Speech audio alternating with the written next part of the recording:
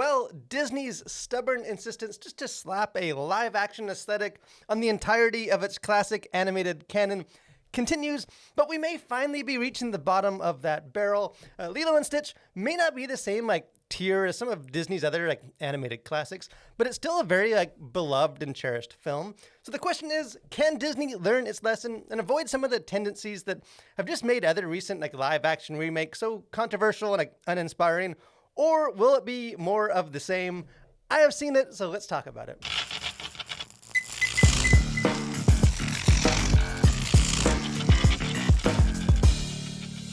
So let's be totally honest. I think the best thing to happen for this Lilo and Stitch remake is that it is releasing in the same calendar year as the much maligned live action Snow White. And I didn't even hate the Snow White remake the way that many other people seem to have done. But the bar has, I think, very unquestionably been set exceedingly low. Far from demanding that the remakes, recapture the magic of the beloved originals, I think most audiences, I think myself included, now merely hope for something mildly entertaining that won't totally debase the legacy of the cherished animated films. And with those modest expectations in mind, I actually think this Lilo and Stitch film is one of the better Disney live action remakes.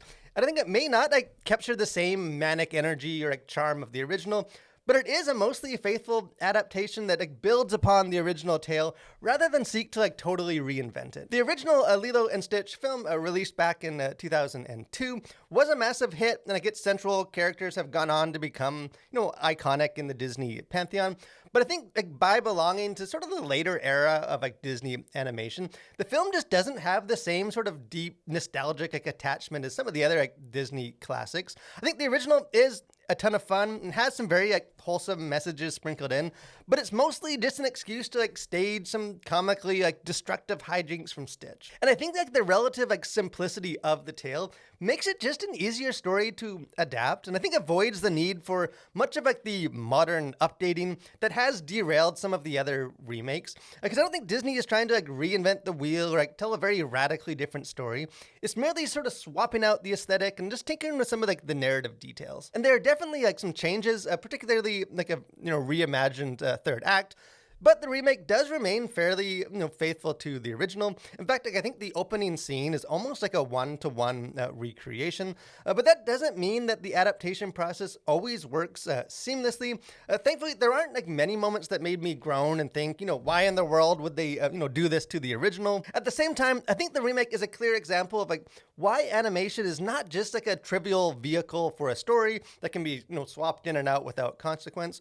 I think kind of a significant factor in making the original film so delightful was its animation style. Because even when faithfully adapting the original story into live action, the realism of the remake does strip some of the original story of, some of its charm and energy. I think particularly Stitch's destructive escapades, they're still entertaining in this remake, but they do feel slightly more sinister when wreaking havoc on real people rather than cartoon characters. One aspect of the film that I do think successfully does translate into live action, I think perhaps surprisingly so, are the characters, because in her very first role of her career, a young actress, Maya Kealoha, I think is effectively adorable and spunky in the role of Lilo. But to me, the film's standout performance is Sydney Agadong in the role of Nanya, who is Lilo's older sister and de facto mother. Because despite some slight differences in the characterization, she does do justice to her cartoon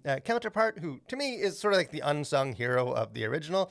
And really that relationship between the two sisters is just the beating heart of this film. I think even more so than the dynamic between Lilo and Stitch. Tonally, while there are still plenty of silly moments to be found, the transition to live action does result in a slightly more serious story than the relative weightlessness and, of the original film. For example, whereas the social worker and undercover CIA agent Cobra Bubbles was largely a comic relief character in the original, that role in the remake has now been split into two distinct characters. And as a result, the subplot with the social worker has much more like emotional resonance and like weight given to the reality that Lilo may, be taken out of the custody of her sister.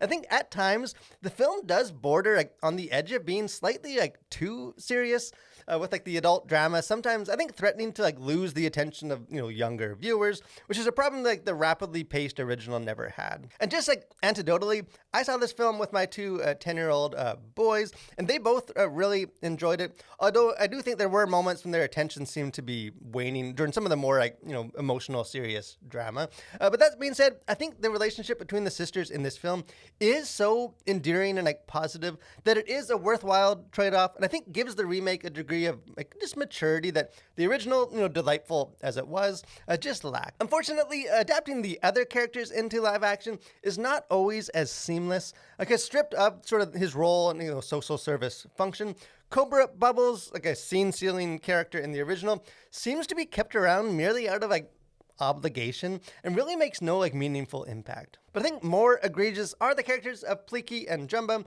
the two aliens tasked with like retrieving Stitch from Earth, because like when they are appearing on screen as aliens, I think they do carry over some of their charm from the original, despite what I think to be, less than impressive CGI.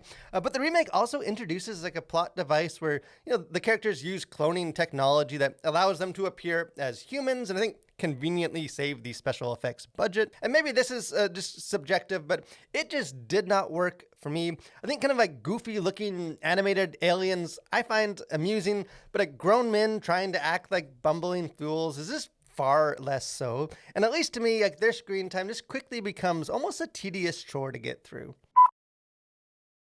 As far as content to consider, things going on the surface of this.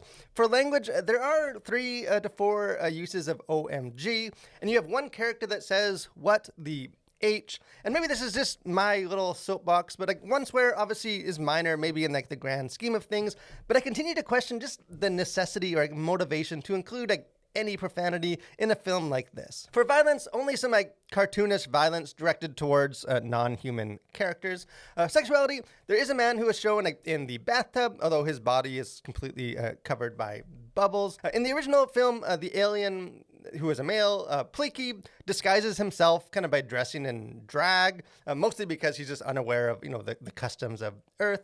But that aspect of the film has not been carried over directly into the remake, despite plenty of online backlash. Although in his human disguise, he does seem to wear like various articles of woman clothing. As far as themes, worldview, things going on beneath the surface.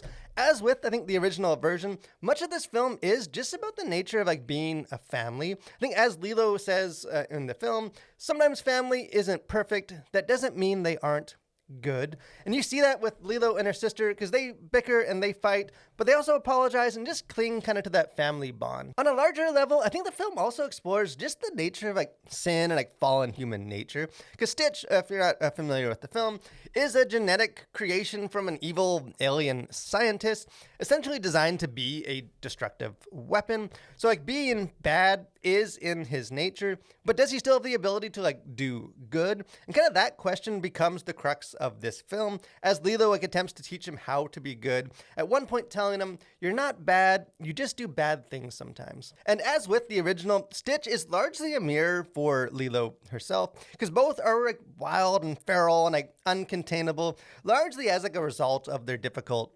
circumstances. For Lilo, it is her like challenging upbringing, like the loss of her parents, and like Stitch, she just feels like being bad is in her nature and questions whether she can ever truly be good. And just from like a biblical perspective, we know like Romans 3:23 teaches, "For all have sinned and fallen short of the glory of God," where we are indeed like bad by nature. But I think as like Lilo and Stitch demonstrates and kind of sets the example, we can, I think should still strive towards the light and like attempt to do right. In the end, I think the reimagined Lilo and Stitch is not necessarily like a great film, but I think it does clear the low bar set by the other Disney remakes. I think the film retells the familiar tale from a fresh perspective, and it expands upon the original rather than just using it as an excuse to like deconstruct it and like rebuild it in the image of some kind of like modern sensibilities. I think not every aspect of the film does translate well into live action, but Stitch remains an amusing kind of wrecking ball of chaos.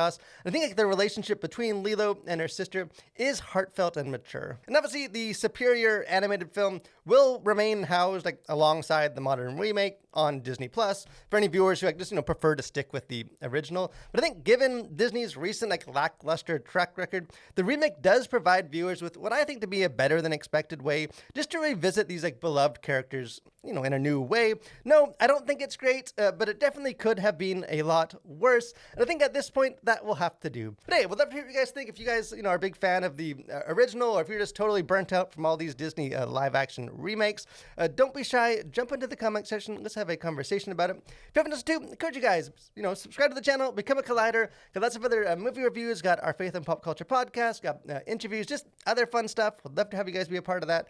But most of all, guys, thank you for watching. Stay safe and continue to collide with your world for Christ.